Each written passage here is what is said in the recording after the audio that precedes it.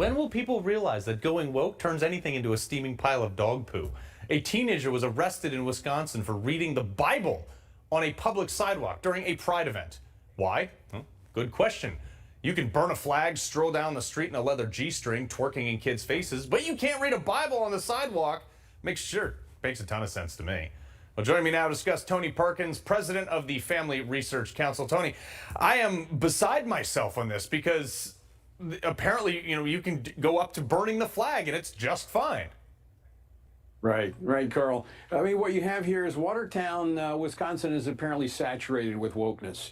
You have, it's okay for men in drag, wearing lingerie, parading in front of children in a public park, reading perverted books, but teenagers on the boundaries of that park reading the Bible are arrested. This is the definition of tyranny. And it's something that we're seeing increasingly. And look, I know you just had the segment on law enforcement. I'm a former police officer. I have adult children in law enforcement. I am a supporter of law enforcement.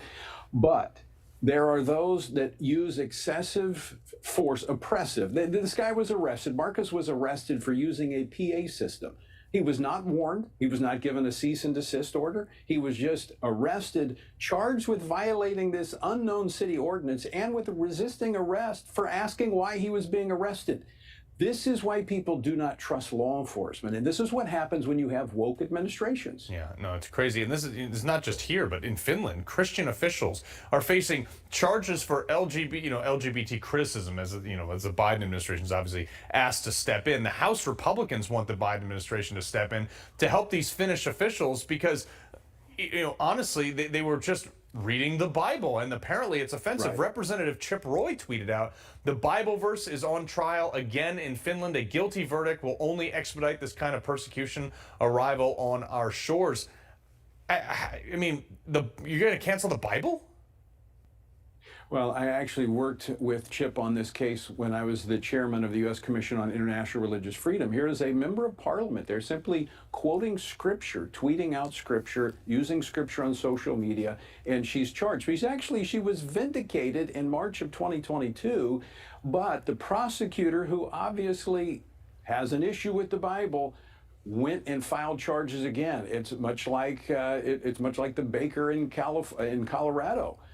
With Masterpiece Bakery, where the state of Colorado has taken him to court 3 times, even though he won at the Supreme Court. Carl, you're absolutely right to focus on this issue. As Christians in America, we have to exercise this freedom before government takes this freedom away from us. Right. If some cockamamie book like Lawn Boy or something is going to be shown to our kids because of freedom of speech, I think it's pretty okay to read a Bible verse. Last 15 seconds to you, sir. Well, I think everyone, when these types of things are challenged, we should all go out and read our Bibles. We should be very bold about using our freedoms to defend those freedoms. Yeah, shocker. I mean, this was the norm 10, 15 years ago. Tony Perkins, we appreciate you being here. Thanks, Carl. Good to see you. All right.